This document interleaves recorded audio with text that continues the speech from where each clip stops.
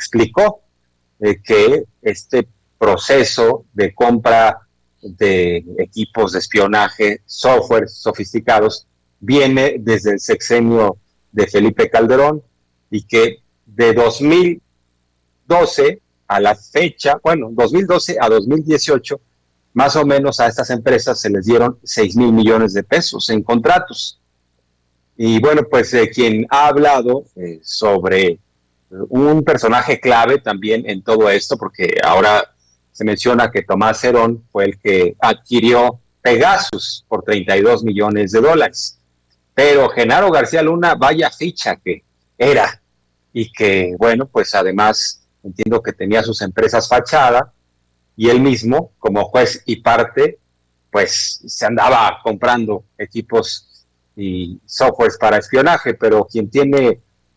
ahora sí que mucho más información, ha investigado todo esto, es Jesús Lemus, periodista que no requiere presentación, lo conoce muy bien. Estimado Jesús, te habla Jorge Armando Rocha, muchas gracias por la entrevista, muy buenas tardes. Gracias, te saludo, mucho gusto, mi querido maestro Rocha, siempre un placer poder estar contigo y platicar con tu audiencia. El placer es nuestro. A ver, cuéntanos del papel de García Luna en el asunto del espionaje, porque entiendo, desde que fue titular de la AFI con Vicente Fox y después pasa a ser secretario con Felipe Calderón, pero se le conoce a García Luna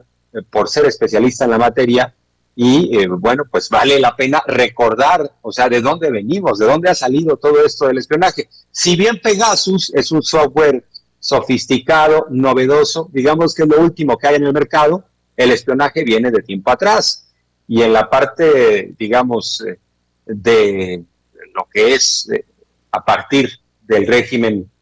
priista autoritario, la llegada de Vicente Fox, también continuaron con estos instrumentos de espionaje, ¿no, estimado Jesús? Sí, es correcto, mi querido maestro, aunque bueno, hay que establecer que la gestión de Genaro García Luna como agente, como espía,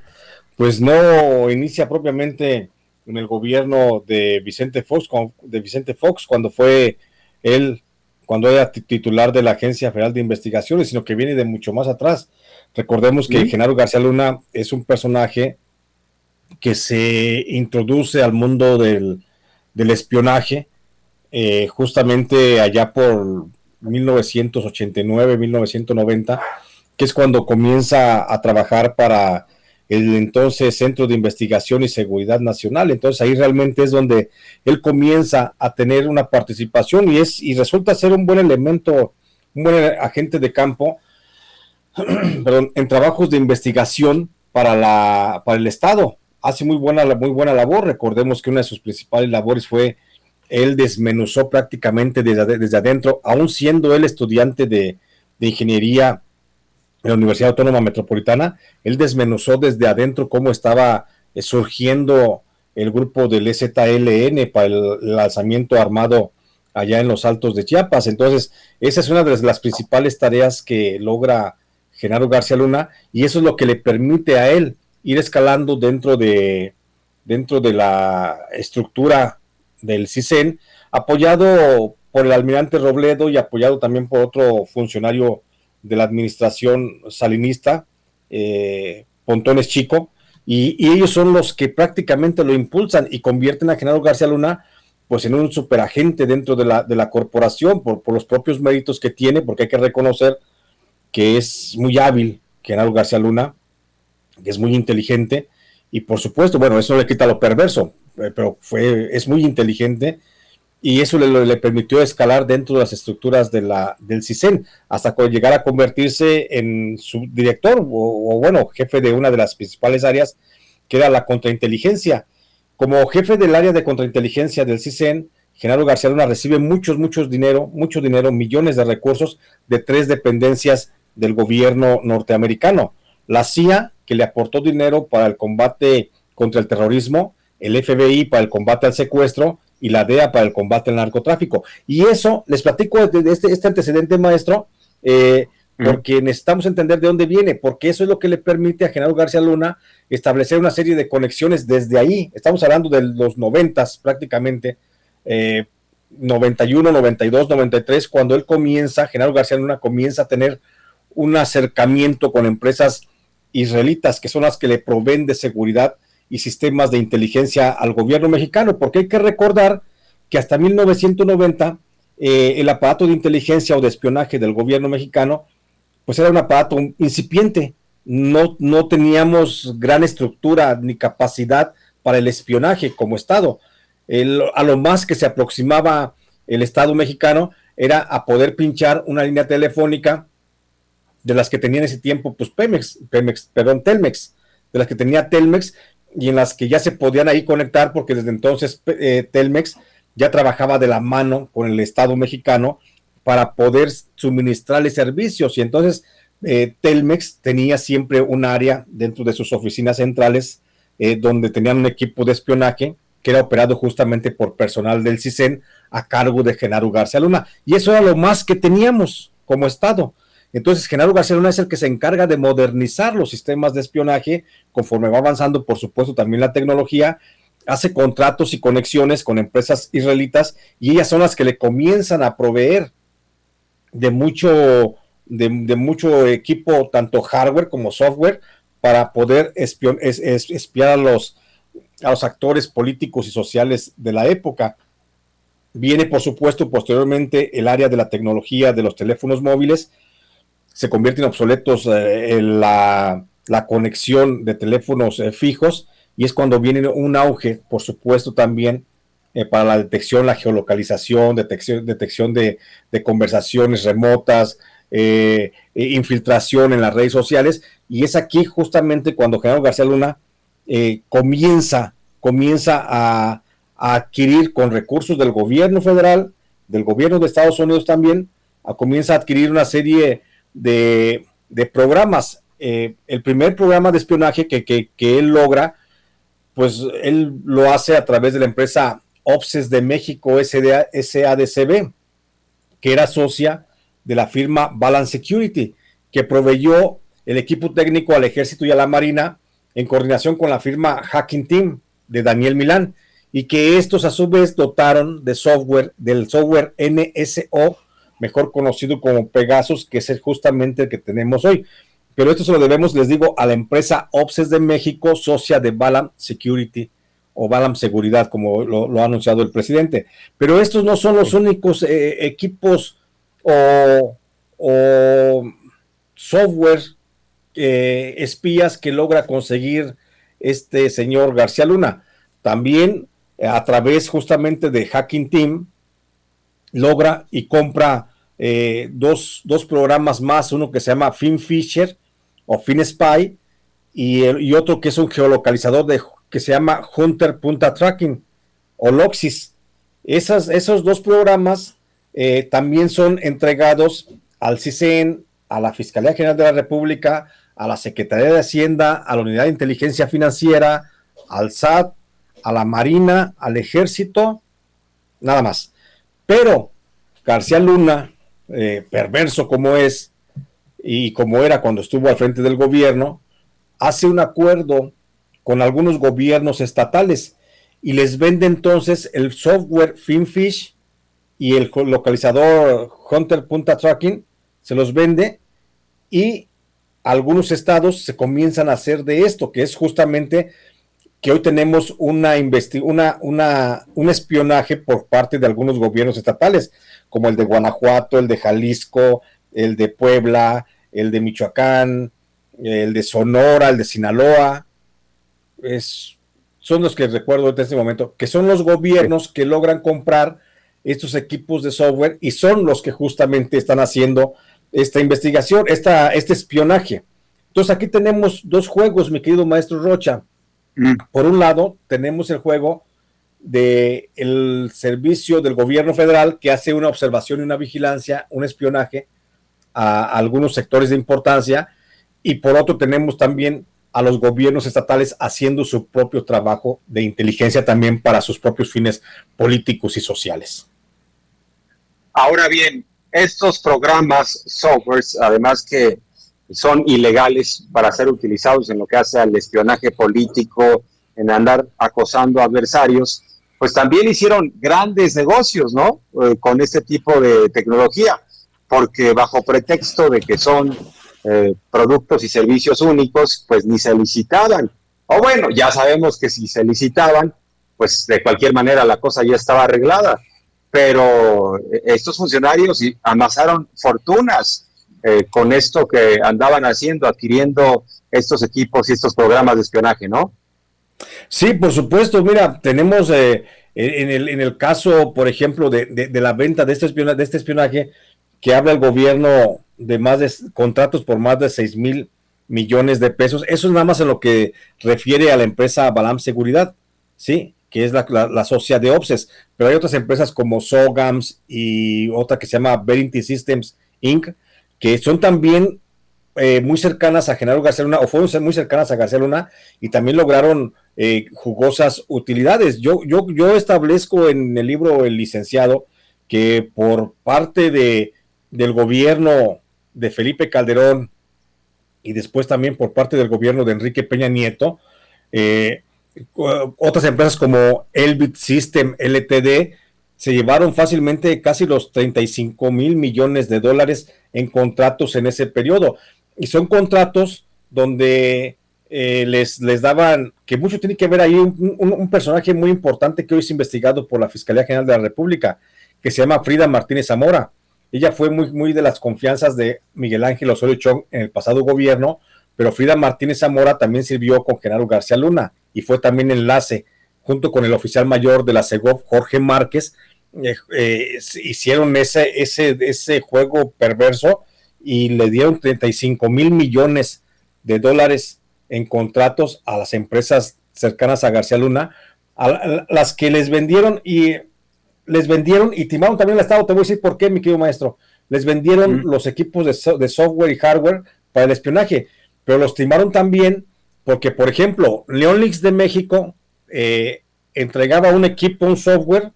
a la Secretaría de Hacienda para el espionaje de ciertos actores políticos, pero Neonlix de México tenía una puerta trasera en esos programas en las que luego de emitirse un reporte de lo que se estaba informando, ellos también tenían, la propia empresa Neonlix de México tenía una copia espejo o un reporte espejo de lo que se estaba investigando en ese momento. Entonces, empresas como Neonlix, como Elbit System, como esta otra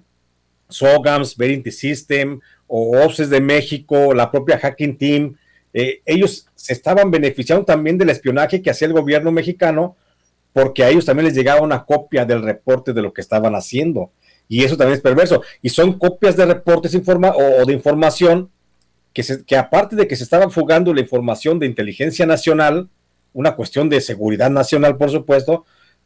son reportes que se pusieron al mejor postor a gobiernos extranjeros. Hablamos, por ejemplo, del gobierno norteamericano, del gobierno de Canadá, o del gobierno de España, o de Israel, por decir algunos, ¿no? Que son de los que tengo conocimiento. Pero había también un robo de esa información, o sea, no se limitaron a permitir que el Estado espiara a sus ciudadanos, sino que aparte la información no se quedó en manos únicamente del Estado mexicano, sino que estas empresas perversas se fueron a vender esos informes pues al mejor postor. Ahora bien, por eso algunos decimos que cuando Margarita Zavala se está quejando del espionaje, se metió un autogol, porque Felipe Calderón, bajo su administración, le metió duro a esta tecnología y a estos programas, y pues seguramente conoció de cómo operaba García Luna el sistema de espionaje. Pero claro, ahora que hablas también de los gobernadores, estimado Jesús, pasó un poco desapercibido, pero me llamó la atención e incluso subí el video a mis redes sociales de la intervención de Enrique Alfaro, porque ahora resulta que estamos en ese contexto y nos sale a informar apenas ayer el gobernador de Jalisco que en su entidad tienen un software que se llama Galileo, que hace básicamente lo mismo que Pegasus. Pero ya pasaron 3 años de su administración y él lo que dice es, sobre todo porque me imagino que ya está sintiendo pasos en la azotea, porque si el presidente le pone el ojo a los sistemas de espionaje y está exhibiendo todo esto, dice Alfaro, no, aquí hay un sistema de espionaje, nada más les quiero avisar, que está apagado, que no lo estamos utilizando, está arrumbado, que costó 263 millones de pesos, que lo compró el gobernador anterior, Aristóteles Sandoval, a quien, por cierto, asesinaron en Puerto Vallarta el año pasado. Pero señala Alfaro que ese equipo jalisciense, el que está en manos del gobierno, no se está utilizando. Lo que yo pregunto es por qué Alfaro no avisó si es que no lo iba a utilizar desde que se dieron cuenta que existía, porque él dice que al iniciar su administración, el fiscal fue a hablar con él y le dijo, oiga, señor gobernador, hay esto. Y él dijo, no, por favor, ni lo van a tocar, no lo van a prender, no le van a dar el on. Vamos a escuchar lo que dice Alfaro y nos da su opinión, por favor. Conocidos como Pegasus, que en el caso de Jalisco, en la administración pasada, se compró lo que se llamó un equipo de control activo de datos, un sistema llamado Galileo, que es básicamente lo mismo. Es una plataforma, un sistema, un equipo que se puede usar para labores de espionaje. Se invirtió en aquel momento 263 millones de pesos. Y cuando llegamos al gobierno, a finales del año 2019, el fiscal me informó de la existencia de este equipo. Quiero decir dos cosas. Una, que en ese momento, en el mismo momento en que el fiscal nos informó de la existencia de ese equipo, el acuerdo que tomamos con él es que este gobierno no lo iba a usar. Nosotros no espiamos. Decidimos resguardarlo y le pedimos a partir de ese momento, con fecha, con oficio del 2019, a la Contraloría del Estado, el que pudiera realizar una auditoría integral sobre la adquisición, el uso y el cumplimiento del contrato de este equipo Galileo. La Contraloría realizó 3 auditorías que están terminadas. Falta ya nada más la realización de un peritaje con ciencias forenses para acabar todo el proceso. Le voy a pedir a la Contralora, nos pueda explicar las conclusiones generales, pero quiero adelantar que le he pedido al fiscal del Estado que establezca comunicación de inmediato con la Fiscalía General de la República para establecer una ruta coordinada a seguir respecto a este tema. En cuanto tengamos este peritaje terminado, tendremos toda la información que nos permita coadyuvar en lo que tiene que convertirse en una investigación a profundidad sobre cómo fue usado este sistema en Jalisco y que evidentemente es muy importante que los ciudadanos de nuestro estado sepan que fue un equipo que fue inhabilitado y guardado a partir de que entramos a esta administración. Y eso está, por supuesto, documentado. Bueno, pues ahí está lo que dice el gobernador de Jalisco, Enrique Alfaro. Yo pregunto, ¿por qué lo da a conocer a la mitad de su gobierno? Y le creemos, Jesús Lemus, que lo tienen ahí apagado el aparato y que no hubo la tentación de prenderlo, estimado Jesús. No, por supuesto que no, mi querido maestro Rocha. El asunto es que, pues es un discurso con el que se está pues curando en salud el gobernador de Jalisco, pero pues por supuesto que han utilizado el espionaje en Jalisco, como te decía. Ese espionaje está documentado internamente en los gobiernos estatales desde la administración de Felipe Calderón, cuando el que reinaba pues realmente era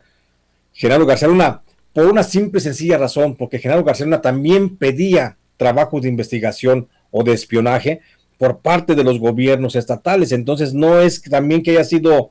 como que, ay, lo uso o no lo uso en un determinado momento. Había una instrucción oficial por parte de la Presidencia de la República, por parte del Secretario de Seguridad Pública, por parte del Secretario de la Defensa Nacional, que exigían trabajos de investigación a los gobiernos estatales. Por eso, por esa exigencia, pues justamente ahí iba también el negocio de ellos. Por eso vendían esos programas, esos equipos para el espionaje general y los obligaban a utilizarlo, o al menos hacían una requisición de uso de ello. Entonces, no es cierto que no se haya utilizado. Por supuesto que se utilizó el equipo de espionaje, y así como sale hoy Alfaro en Jalisco a decir que no se utilizó y que él ordenó que se apagara el aparatito y que lo guardaran y casi que ni voltearan a verlo, así van a salir también Silvano de Michoacán a decir dentro de muy poco que no hay espionaje, pero pues ahí está el espionaje, ahí están los equipos operativos de espía que tienen en la Secretaría de Gobierno del estado de Michoacán, o en el estado de Guanajuato, seguramente también Sinue y el fiscal Samarripa saldrán a decir que no saben y que no saben qué es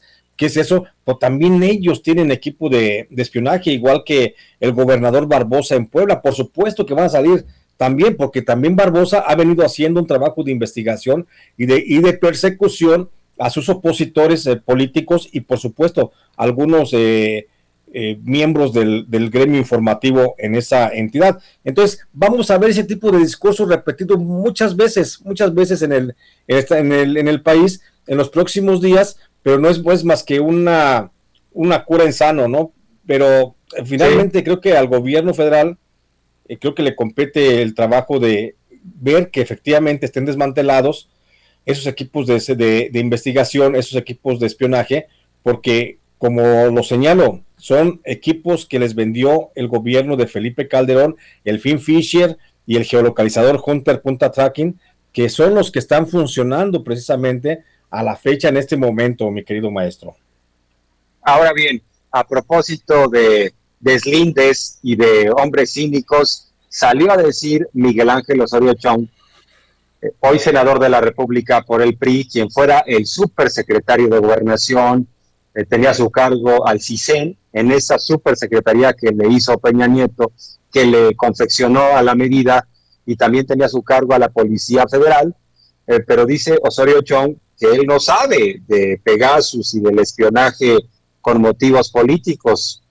Textual comentó, se trataba obviamente en el marco de la ley y con órdenes judiciales, solo así se hacía el espionaje. Y bueno, pues muchos decimos que,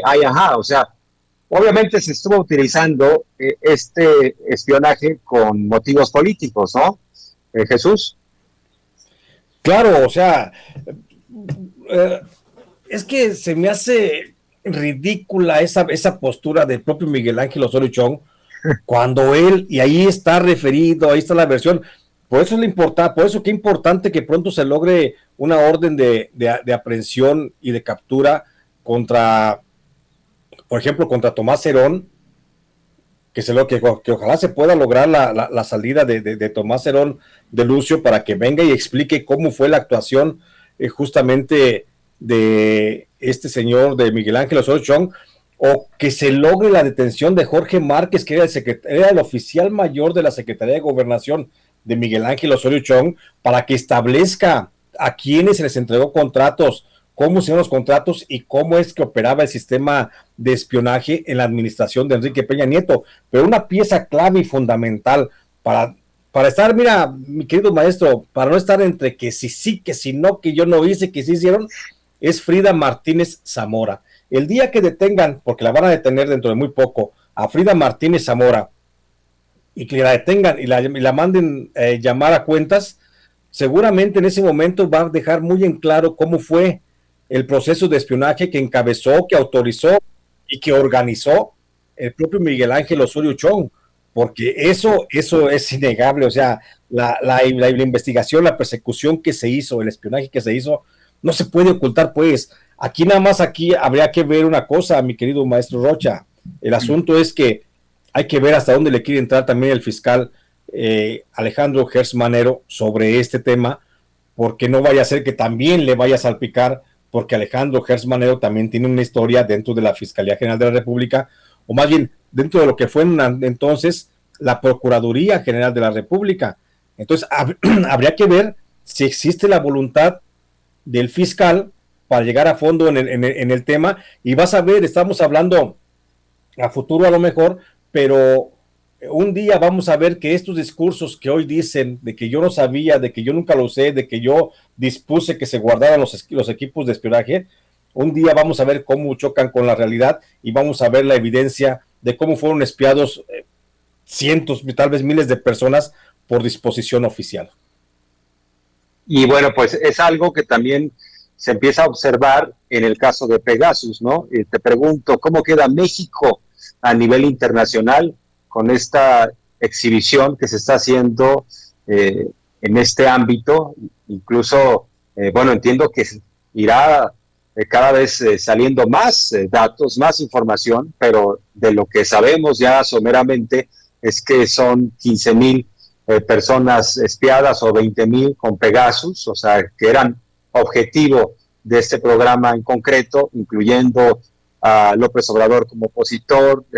su esposa, sus hijos, el chofer, hasta el cardiólogo, andaban bien preocupados por la salud de López Obrador. Incluso en la UIF dijo Santiago Nieto Castillo que el archivo de los maléficos a quienes estaban dando seguimiento, ahí le llamaban a López Obrador el gallo, y yo lo que digo es que se les hizo a quien le puso el nombre del gallo. Bueno, pues se le hizo, porque sí, fue todo un gallo para el 2018 y hasta cacareó tan fuerte que ganó. Pero el asunto es que, ¿cómo queda México? Porque mucho se habla, por ejemplo, de que nos encaminamos a una dictadura, que es lo que dice Krause, pero bueno, extraña dictadura que está tratando de desmantelar todos estos sistemas de espionaje y además está exhibiendo lo que hicieron los demás, que eso sí es restringir las libertades, andar escuchando, acosando a los opositores simplemente por ser opositores. O sea, no estaban cometiendo delitos federales, no eran secuestradores, porque estos sistemas sí funcionan, ¿no? En lo que hace a la inteligencia militar y asuntos de seguridad nacional, pero no para que estén acosando a opositores. ¿Cómo queda México? Porque lo que sí es como una medalla de oro, ¿no? Si fueran los olímpicos en materia de espionaje, salimos como el país que más andaba necesitando de los servicios de Pegasus. Bueno, yo creo que en este momento, mi querido maestro, México queda, en este momento México queda muy bien parado, porque en el concierto internacional me refiero,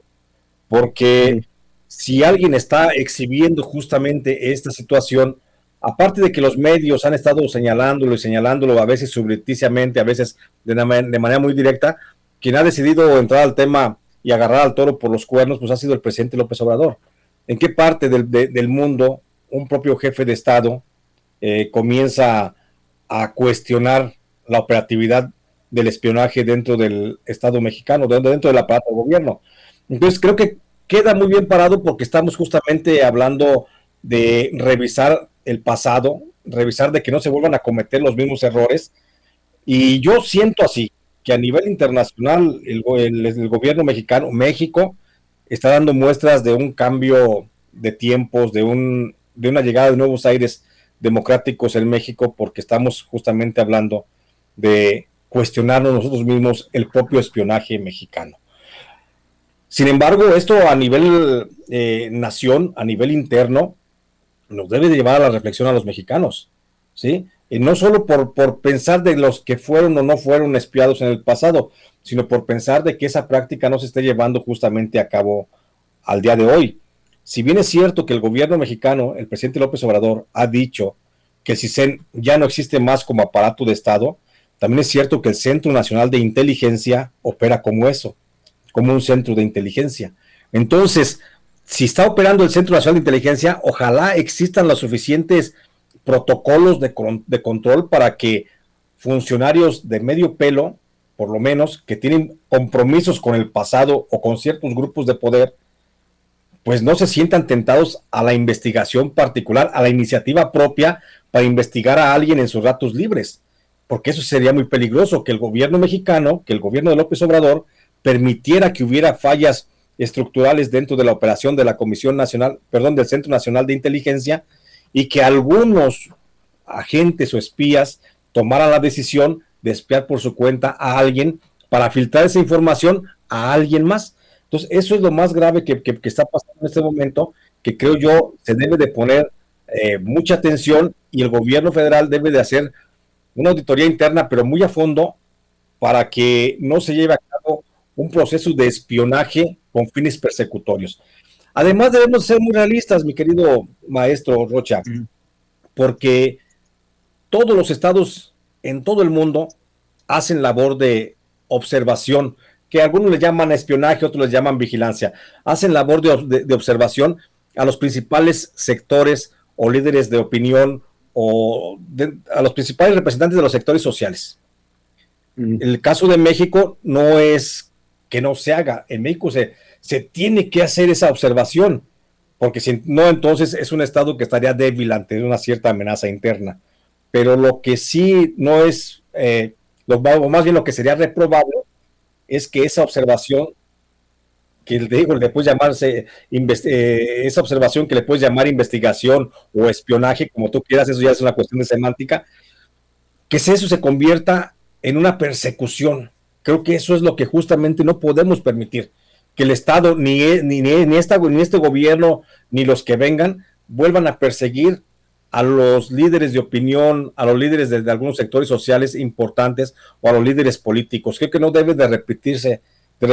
esa práctica que fue pues constante y permanente en las administraciones pasadas. Yo pienso que ahí es donde radica precisamente esta bifurcación que hace el presidente López